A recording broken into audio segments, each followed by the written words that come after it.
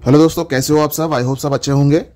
दोस्तों कल मेरे एक सब्सक्राइबर दोस्त ने कॉल किया था और उन्होंने जो है एक नोटिस मुझे सेंड किया। तो वो नोटिस देखने के बाद मैं टोटली जो है शॉक रह गया कि वारंट ऑफ अरेस्ट जो है एक नोटिस भेजा गया है और वो ओरिजिनल नोटिस है, जैसे कि आप लोग देख पा रहे हो स्क्रीन पे। तो ये जो है नोटिस भेजा है एक्सिस बैंक की तरफ से, ठीक है। 138 का निगोशिएबल इंस्ट्रूमेंट एक्ट जो कि चेक बाउंस का होता है, उसके ऊपर जो है अरेस्ट वारंट जो है इशू हुआ है। और ये जो है ओरिजिनल अरेस्ट वारंट है, आप लोग देख सकते हो कोर्ट की तरफ से स्टैम्प वगैरह भी है कोर्ट का जो है। अगर मानो कोई भी समन आता है आपके घर पे, अगर समन आप इग्नोर करते हो तो किस तरीके का जो है आपका वारंट इशू होता है वो आप लोगों को देखने को मिल रहा है। तो इसी तरीके का जो है वारंट इशू होता है। और यहां पे नीचे क्या लिखा है, if the said accused person shall give bail himself in the sum of 1000 without 1000 to be attend before me, मतलब 1000 रुपए जो है बेल के लिए लगेगा, ऐसा जो है यहाँ पे मेंशन किया हुआ है। अब बात यहां पर यह है कि अरेस्ट वारंट क्यों आया। पहले मैंने आप लोगों को बता दिया कि अगर मानो कोई भी आप लोग समन आपके घर पे आता है, तो अगर आप जो डेट दिया जाता है कोर्ट की तरफ से, अगर आप उस डेट में नहीं जाते हो कोर्ट, तो क्या होता है कि कोर्ट की तरफ से वारंट इशू हो जाता है, ठीक है। तो आप लोगों को बताया था कि कोर्ट का समन का कभी भी जो है इग्नोर मत करिएगा। लेकिन यहां पर जो केस है वो मैं आप लोगों को दिखाता हूं, ये वारंट किस तरीके का इशू हुआ है। ये वारंट जो है फेक वारंट है। आप लोगों को लग रहा है कि ना ओरिजिनल वारंट है, लेकिन नहीं, ये फेक वारंट है। अब ये फेक वारंट कैसे है वो मैं दिखाता हूं। तो मैंने क्या किया, ये बंदा जो भी है, इनका नाम है मानस कुमार प्रधान, ठीक है। थोड़ा सा जो है एड्रेस वगैरह हाइड कर रहा हूं, लेकिन यहां पे क्या है, इन्होंने कुछ लोन लिया था, पैसा भी चुका दिया था, कुछ पेंडिंग जो है उनका एक्सिस बैंक का। तो वो टाइम भी मांगा था मेल के थ्रू, लेकिन कंपनी ने क्या किया, केस कर दिया कोर्ट में जाके, क्योंकि 138 था उसमें। तो यहां पे मैंने देखा कि बंदा जहां पे रहता है वहां पर कोई केस दर्ज ही नहीं है, 2024 में नहीं है। फिर मैंने देखा कि यहां पे जो स्टैंप है कलकत्ता कोर्ट का जो है स्टैंप है। तो मैंने कलकत्ता कोर्ट में सर्च किया, तो सर्च करने के बाद देखने को मिला ये डिटेल्स, ठीक है, ई कोर्ट सर्विस से। तो ये डिटेल्स में देखने को क्या मिल रहा है, देखिए, कोर्ट नंबर एंड जज यहां पे लिखा है, case is not allocated to court. Case अभी भी एलोकेटेड नहीं हुआ है कोर्ट में, ठीक है। बाकी डिटेल्स आप लोगों को दिखा रहा हूं, यहां पे देखिए, एक्सिस बैंक लिमिटेड वर्सेस मानस कुमार प्रधान उनके नाम से है, ठीक है। तो यहां पे अगर केस एलोकेटेड ही नहीं है, तो ये अरेस्ट वारंट कोर्ट की तरफ से कैसे आ गया। वो भी यहां पे बेल के लिए बोला जा रहा है। 138 निगोशिएबल इंस्ट्रूमेंट एक्ट आप लोग देख सकते हो, यहां पे मैं जूम करके दिखा रहा हूं, 138 negotiable instrument act, NI act. ये वारंट कब आता है, जब आप कोर्ट में केस अगर आपके नाम पे हो जाता है, कोई डेट देता है, अगर वो डेट में आप नहीं जाते हो, तो वो डेट में अगर आप नहीं जाते हो तो क्या होगा, तब वारंट इशू होता है। अब यहां पे कोर्ट में case is not allocated in court, court में कोई हियरिंग का भी डेट नहीं है। देखिए यहां पे फर्स्ट हियरिंग भी ब्लैंक है, नेक्स्ट हियरिंग भी ब्लैंक है, केस स्टेज भी ब्लैंक है। तो ये वारंट कहां से इशू हो गया, वारंट किस तरीके से इशू होता है। ऐसे थोड़ी ना डायरेक्ट वारंट इशू हो जाता है, कोर्ट की तरफ से स्टैंप है। अगर कोर्ट में केस चलेगा, कोर्ट में अगर कोई भी समन कोर्ट से आता है आपके पास, तो आप अगर उस डेट में नहीं जाते हो तो तभी जो है वारंट इशू होता है। लेकिन यहां पे केस दर्ज हुआ है, लेकिन यहां पे केस फाइल अभी तक जो है प्रोसीडिंग नहीं हुआ है, तो यहां पे वारंट कैसे इशू हो गया। आप लोग देख सकते हो ओरिजिनल है, ठीक है, जूम करके मैं दिखा रहा हूं आपको, ओरिजिनल वारंट ऑफ अरेस्ट है, ठीक है। तो देखिए दोस्तों, ये जो भी है ये एडिटेड है। अब एडिटेड कैसे है मैं बताता हूं।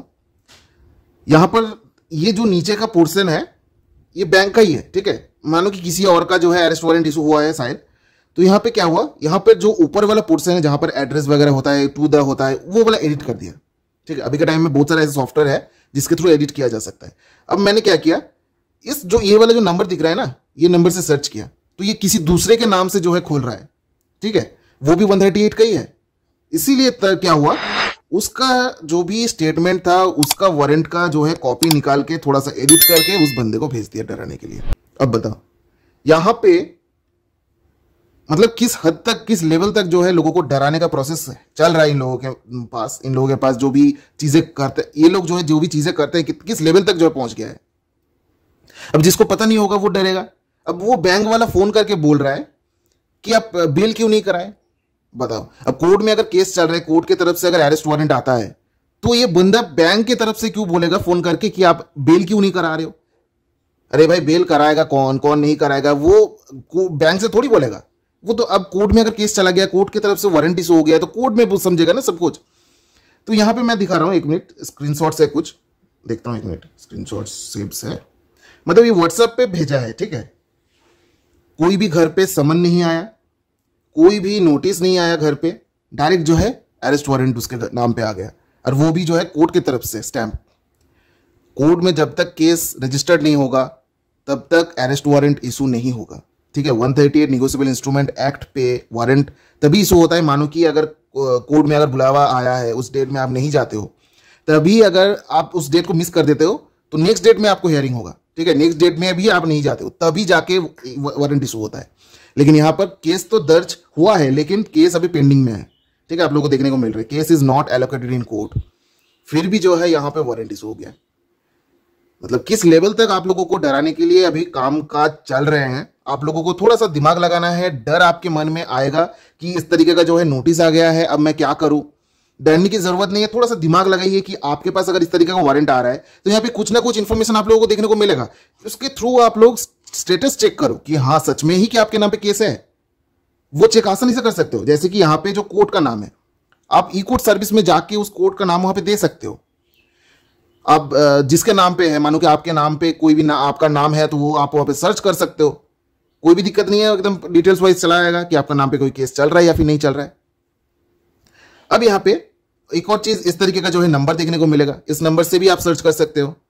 तो जिसने भी एडिट किया है ये वाला जो है मिटाना भूल गया है या फिर इसको रहने के लिए दिया है कि ओरिजिनल लगे इसके लिए, ठीक है। तो ये जो भी है ये ओरिजिनल अरेस्ट वारंट है, लेकिन इसको एडिट करके किसी दूसरे के नाम पे चिपकाया गया है, ठीक है। साफ तौर पे देखने को मिल रहा है इसका जो भी एडिटेड है, इसका देखिए, इसका जो भी नीचे वाला जो है लिखा हुआ एक अलग फॉर्मेट में है, ऊपर का एक अलग फॉर्मेट में है, नीचे वाला एक अलग फॉर्मेट में है, तो अलग अलग जो है फॉर्मेट हो गया है। तो बैंक खुद से मानो कि कभी आपके ऊपर केस कर देता है ईसीएस बाउंस या फिर 138 निगोशिएबल इंस्ट्रूमेंट एक्ट के ऊपर, तो कोर्ट की तरफ से कोई भी अगर समन आता है, समन किस तरीके का होता है वो भी मैं आप लोगों को दिखा देता हूं। देखिए ओरिजिनल समन जो होता है कोर्ट का ये होता है, ठीक है। इस तरीके का जो है मजिस्ट्रेट का जो है यहाँ पे सिग्नेचर वगैरह रहेगा, स्टैंप रहेगा कोर्ट का, ठीक है। इस तरीके का जो है अगर समन आता है तो इग्नोर कभी मत करिएगा।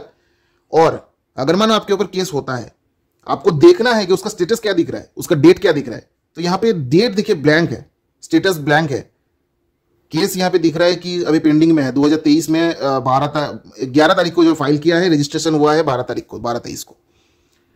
तो इस तरीके का जो है आप लोगों को डराने का चीज करेगा और आप लोगों को बहुत सारा धमकियां भी देगा, लेकिन बैंक की तरफ से डायरेक्ट कोई भी फोन करके नहीं बोल सकता कि आप बेल कराओ। वो कोर्ट का हो गया ना बात। अब वो बेल कराए बंदा या फिर ना कराए उसकी मर्जी, वो बैंक क्यों बोलेगा फोन करके कि आप बेल क्यों नहीं करा रहे हो, बेल कराओ। डराने का भी हद होता है भाई, कोई भी उल्टा सीधा मतलब करके किसी को डराना ये तो सही नहीं है। वो तो बंदा जो भी है वो डर के कोई गलत स्टेप्स भी ले सकता है, इस तरीके का डराना क्या मतलब है।